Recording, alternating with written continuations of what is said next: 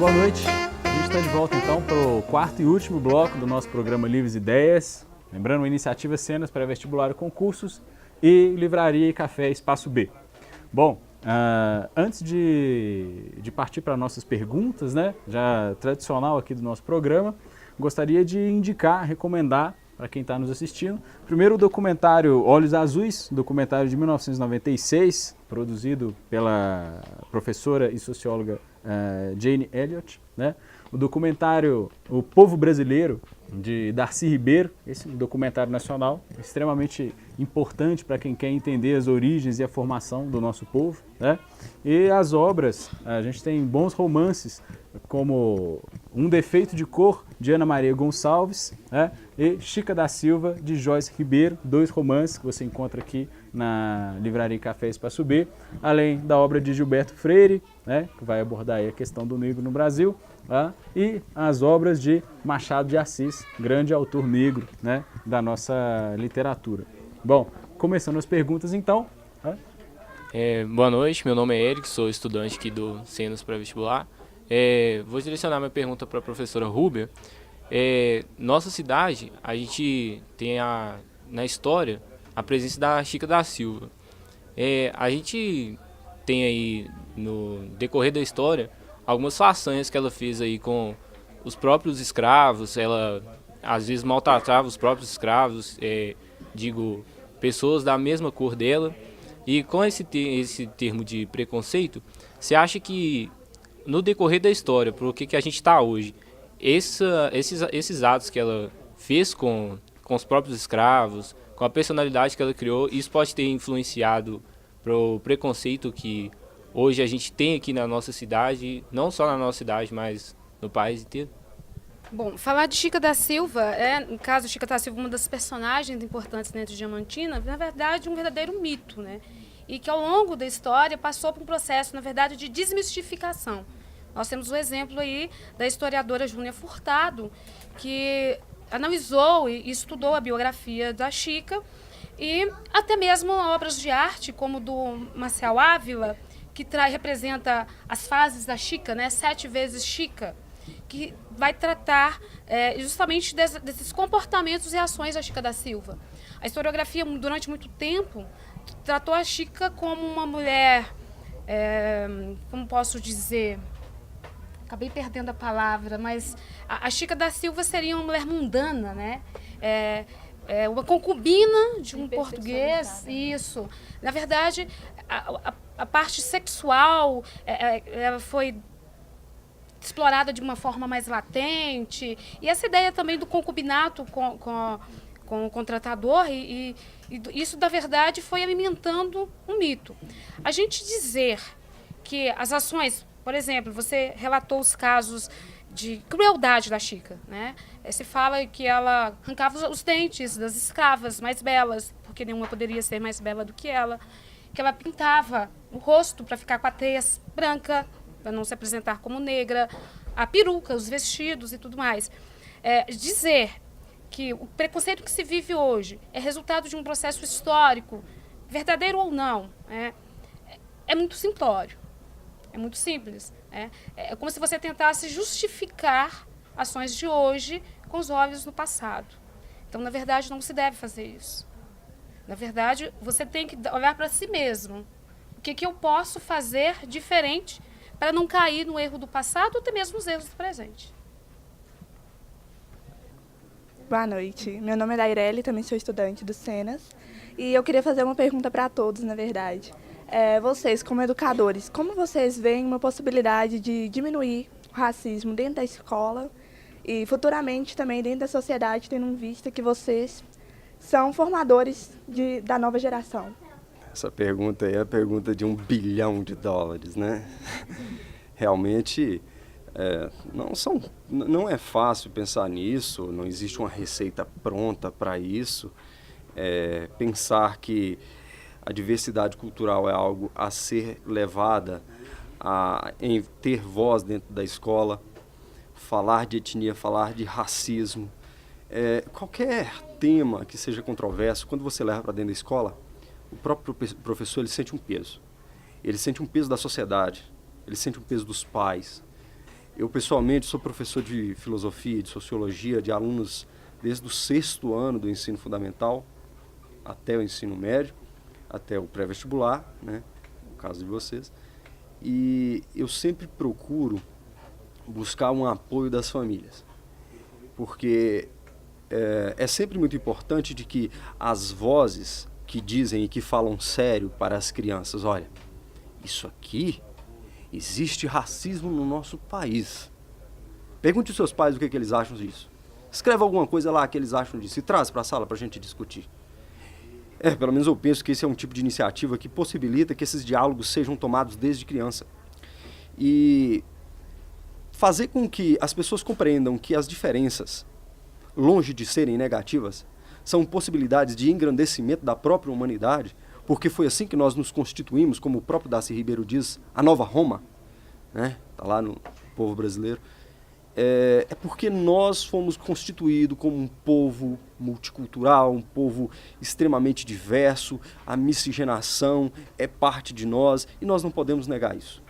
Fazer com que as pessoas valorizem isso em si próprias, se reconheçam como um povo que é miscigenado, complexo, é algo realmente muito difícil. As escolas têm um papel fundamental nisso, as famílias têm um papel fundamental nisso e cabe a cada cidadão, a cada pessoa ter consciência de que as coisas são assim, são complexas, de que existem problemas e que colocar esses problemas em discussão é evidentemente fundamental para que nós possamos traçar estratégias, elementos didáticos, pedagógicos, políticos, defesa de que elaborem-se leis para colocar isso em voga, porque eu penso que desde quando, vamos falar, século XXI, o século XX se negou completamente a questão do racismo, por exemplo, mas o século XXI abriu uma janela.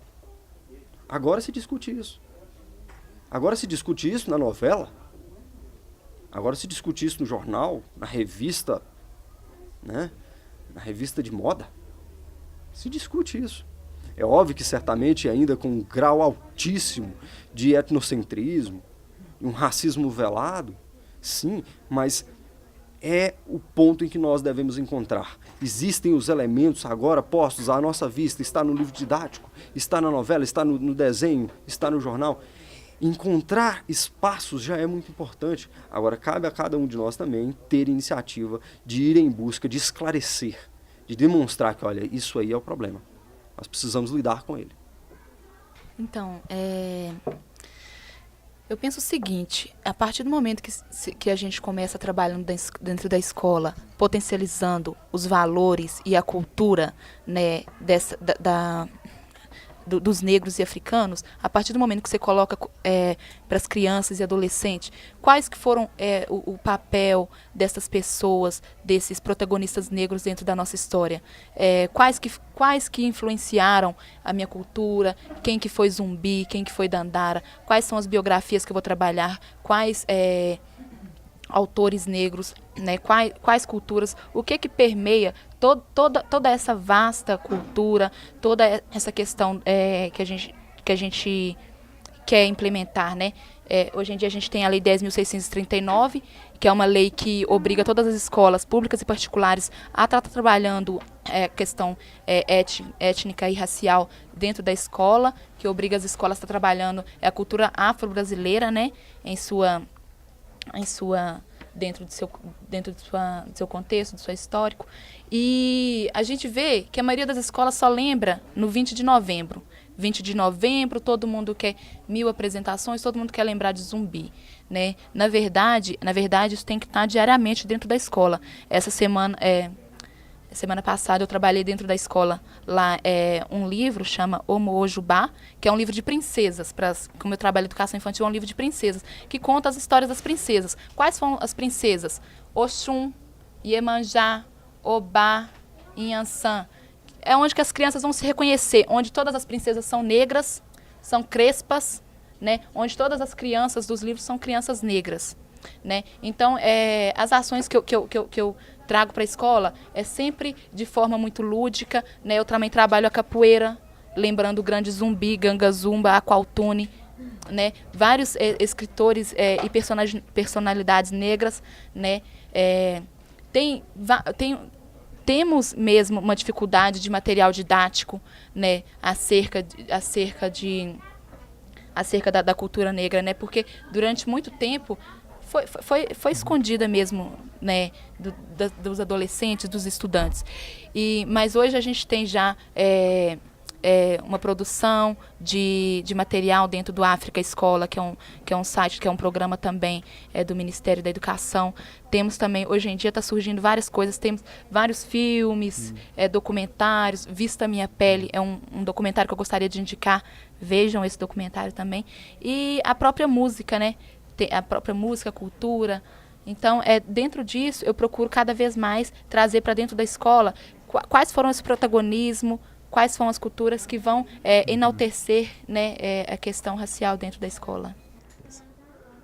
Bom, e respondendo também a pergunta e aproveitando para encerrar o programa e o bloco, eu acho que quando você se referiu a nós, né, como educadores, a gente geralmente tem uma visão de senso comum que educador é só quando você entra na sala de aula, você exerce o seu papel de educador ali, saiu da sala de aula, você deixa de ser.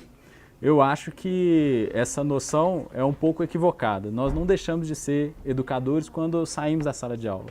E talvez até fora da sala de aula é que a gente tenha mais oportunidades de trabalhar como educador e de influenciar positivamente pessoas. Então, um método que eu vejo que talvez seja interessante para tentar ir minimizando e, quem sabe, num futuro utópico, acabar com o racismo no Brasil e no mundo, é não se silenciar e não evitar o conflito. Conflito não necessariamente conflito violento, mas o conflito de ideias.